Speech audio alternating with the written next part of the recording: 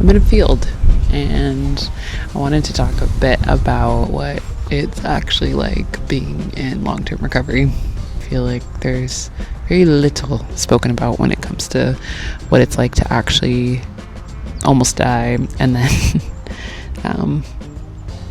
then start your life over. I genuinely had to restart my life, and so I wanted to talk about it. Stay a while. Let's hang out. You're watching The Art of Coming Back with your host, Janineilya, in a field. Yes, I am in a field. Yes, I am still recovering. The one thing that has been a pretty consistent theme is managing other people's feelings about my health and my recovery. If you've ever been through a critical illness or health challenge, then you know that your loved ones, when they check on you, will ask you, like, how are you feeling? And there's this tricky balance between letting them know how you're feeling and then also managing their emotions about how you're feeling.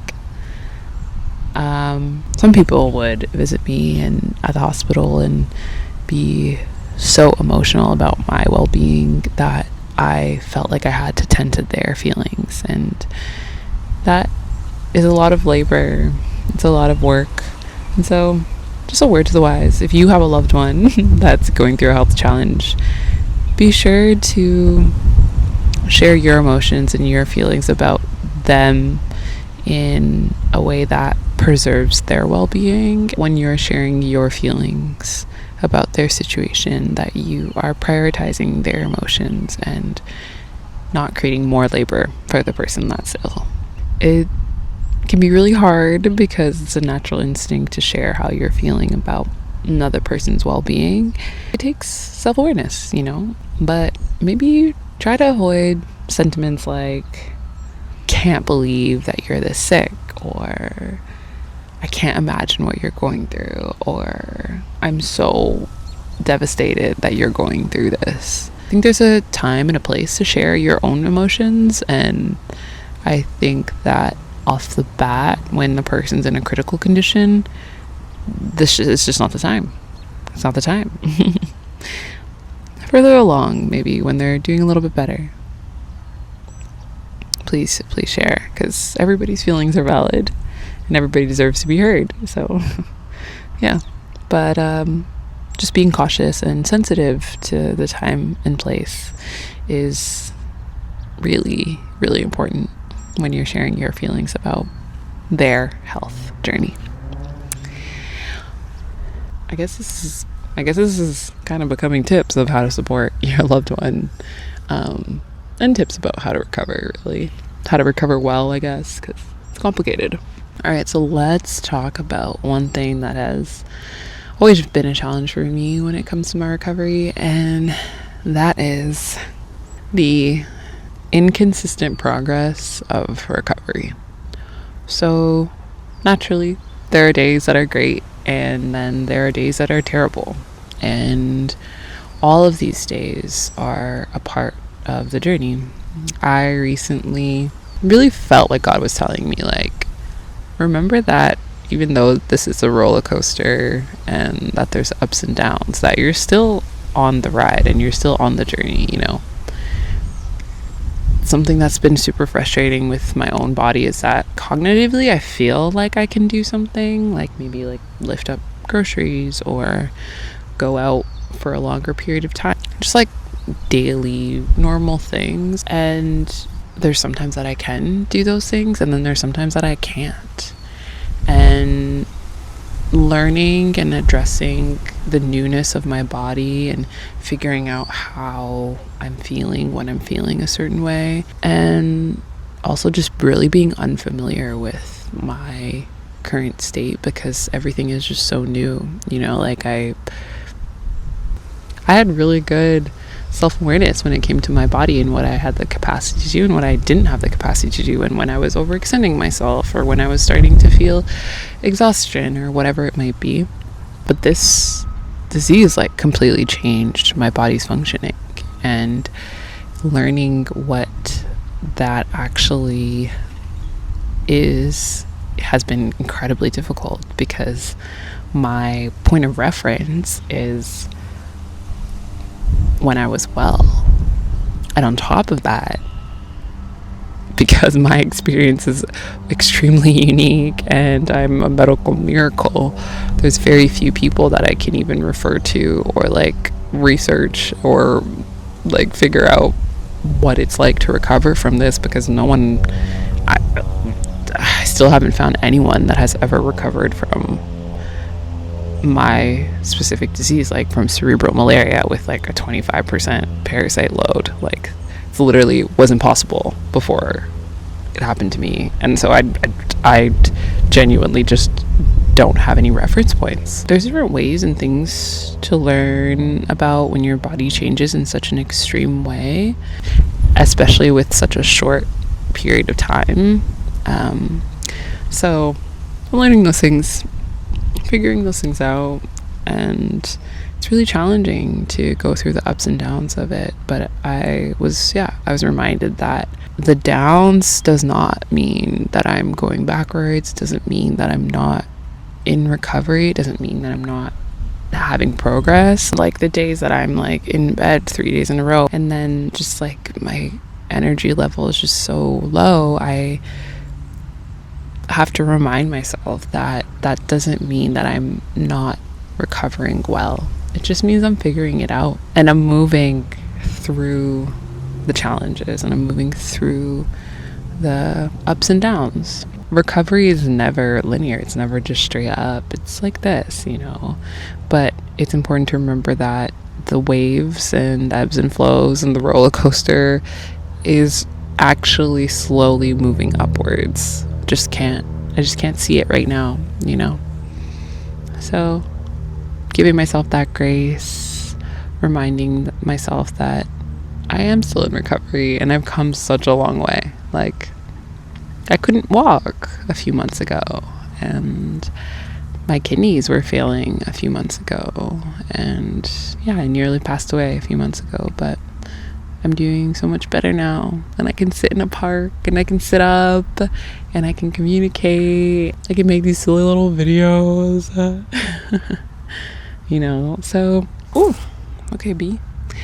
So I'm doing really well for the amount of trauma that I experienced and the amount of trauma that came to my body.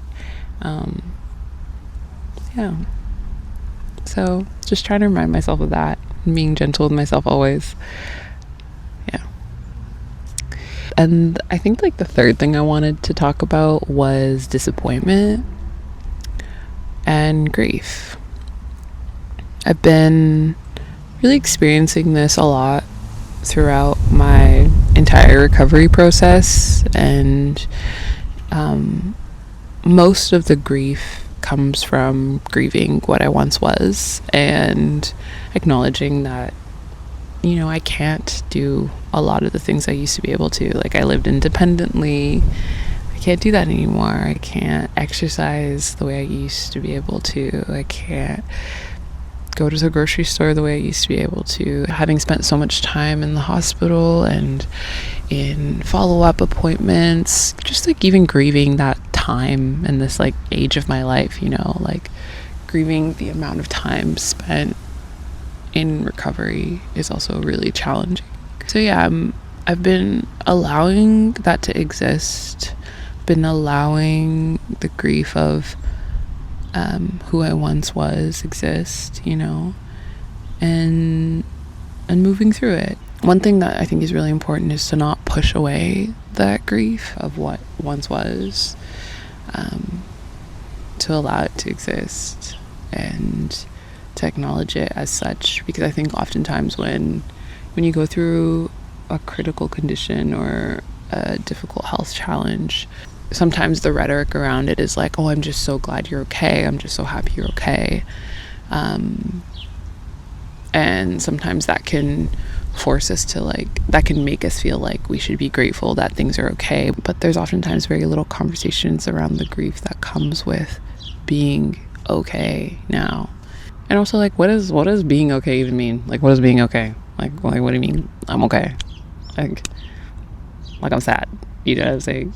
It's very disheartening having to look back on my life, and I personally experienced a lot of memory loss. So I'm almost like researching my previous life and recognizing like, oh wow, like I'm not her. I can't travel. I can't, and I mean, when I say travel, I mean like I can't like take the train by myself, you know, like I can't do that. I used to be able to do that and much more, and travel the world, you know. So I've kind of been managing that with the sentiment of not yet. You know, I can't do these things right now. I can't do these things today. I can't do these things in the next few months. But it doesn't mean that I can't do these things forever. And I feel so incredibly blessed. And I do have a lot of gratitude that I will be okay. But I'm not letting the gratitude negate or like silence those feelings of grief. And I think that that's really important for people who are in recovery. Don't silence those feelings of grief. Allow them to exist. Breathe through them. Move through them. Acknowledge them. Give them to God. And things will get better.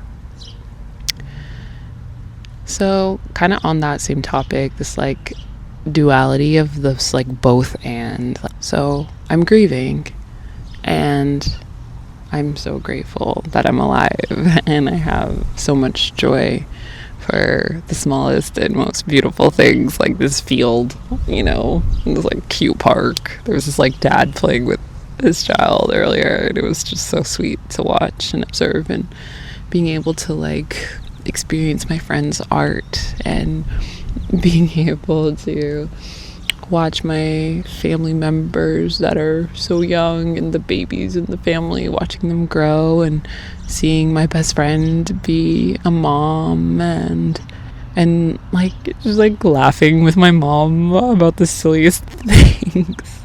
Feeling the sun on my skin, you know, when you're in the hospital for a long period of time. It's really challenging because I couldn't walk.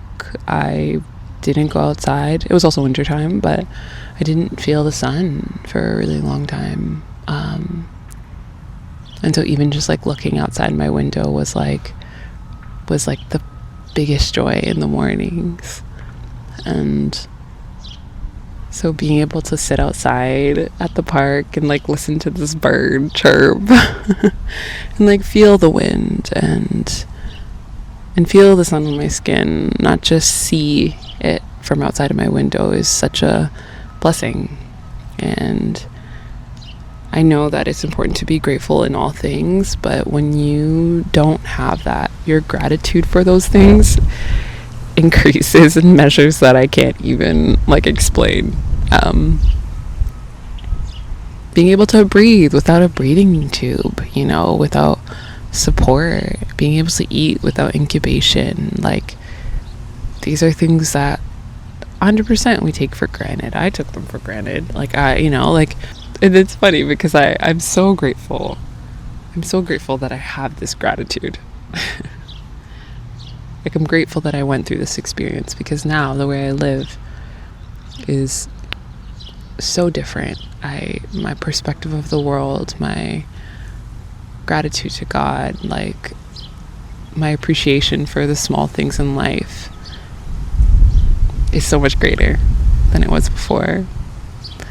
And almost dying really gave me that. My mom said it best: it's truly a gift to be alive. It's a gift to go through all the emotions that this world offers. It's a gift to fight for the vulnerable. It's a gift to love those around you. It's a gift to breathe. Yeah. It's all a gift. And to kind of jump back to the disappointments I think there's a lot that comes with being so vulnerable and being in such a challenging position where you literally, like, there was a point where I couldn't even feed myself. I couldn't even like hold up a cup of water to my mouth, and there are expectations that we have of all of our loved ones. It's pretty normal thing. And I had to experience a lot of disappointment when it came to friends and loved ones that I thought would show up for me, but that didn't, or that showed up for me in ways that were actually harmful. And if you've gone through a long-term recovery, then you would know this, but people show you love in so many different ways. And sometimes when you're going through a challenging moment, people might not have the capacity to be there for you the way you expected them to be. And it's plain and it's simple. They just can't be there for you the way you expected them to be. And that hurts. That really hurts. And I had to manage a lot of feelings of disappointment, feelings of being misunderstood. And the feelings of being misunderstood is like being misunderstood for how well I am and being misunderstood for how unwell I am. And the disappointment of people just not showing up for me, not being able to show up for me. I had to learn, and I learned this in the past, but this situation was a lot. It amplified it a lot more too, because my recovery is so long term. I had to really take a step back and remind myself that actually these people do love you. They love you so dearly. They just can't show up for you in that way, and that's okay. Even if their heart and intention was to show up for you and they couldn't make it or whatever happened, life just happens, and it doesn't have to do with their love for you, whether or not they can show up. It might actually just have to do with like scheduling and like priorities in their own life, and them needing to take care of themselves, or like just not having the space because all their weekends are booked up, or whatever it might be. But dealing with that disappointment is really hard, because I spent so many days not being able to even leave my house, and just wishing a friend would call or text, and really deeply missing people, especially when you almost pass away. Like when you almost die, you miss people in a way that is like, oh my goodness, it's so profound. Like I miss my friends, not only because I haven't seen them in a while, but because knowing that I might not have seen them again, it really, really creates this like deep significant tie to the connections that you have. Like knowing that I might not have seen them again highlighted how much the people in my life mean to me. The way my gratitude has expanded so much, the love that I have for people has just like, it's just like out of this world, like and so I miss my friends so deeply. And if you're watching this and you haven't reached out to me, or like we haven't talked in a while, like please, like I'm trying to tell you, I understand. Like it's okay. It's okay. Like don't like this is not addressed to one specific person. This is just life. This is just life. It's just how the wind blows, and it's okay. Because my life has changed so significantly, I had to remember like it didn't affect the people around me the same way it affected me, right? So, but yeah, it can be really disappointing and really challenging, especially when you're in a critical state or in recovery and you don't have the capacity to meet your friends where they're at. So it's really hard. And on that note, actually, another thing that's really interesting is like relearning dynamics when you're in a critical state, when you're in a vulnerable place. I had to relearn like, oh, okay, like how do I engaged with my friends when I'm not in a place of being able to support them the way I used to be able to, whether that's emotional or with like my presence or like even just like having fun with friends. Like I can't like go out and have dinners every week and like grab coffees and things like that. Like I couldn't do that. I couldn't do that for a long time. So I'm like, okay, like how do I relate to my friends? How do I connect with them? What does our dynamic look like?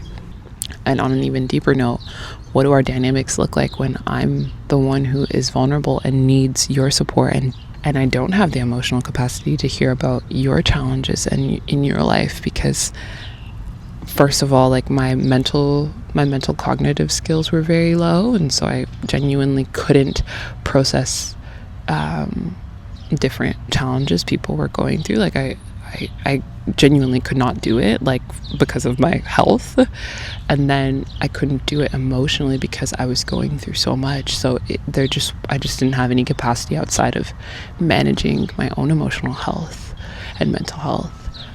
So yeah, there's a lot that comes with that. Learning how to relate to people again is really hard, especially when you have memory loss and you forget what your relationship looked like. Like I forget a lot about why certain friendships fell apart or how I feel about a certain relationship. And so it's been really, really interesting to navigate. I'm so glad that I journaled, y'all. If there's anything you're gonna learn from me, it's please journal, because you never know when you might need to reference your own life again, because I literally needed to do research about my own life because I didn't understand a lot of what happened to me and to my relationships. And so come here, journal, please journal, just start. It's nice. It's like a little record of your life, and it'll help you process your emotions. Okay, yeah, just do it. Just start. Like get a book from Dollarama. Get a pen from a dollar store and just start. Anyways, those are all my thoughts for now. It's been really special to be able to kind of build a little community of people who are kind of going through it, and I get it, I guess is what I'm trying to say. Hit subscribe. I always forget. I'm always forgetting to say subscribe. Subscribe if you want to support, and if you kind of want to join this little community of sweethearts who are healing. Thanks for watching. And remember that you're deeply loved. Remember that all your feelings are valid, and be gentle with yourself. Okay, much love. See you in the next one. Bye. Was it recording? Yes.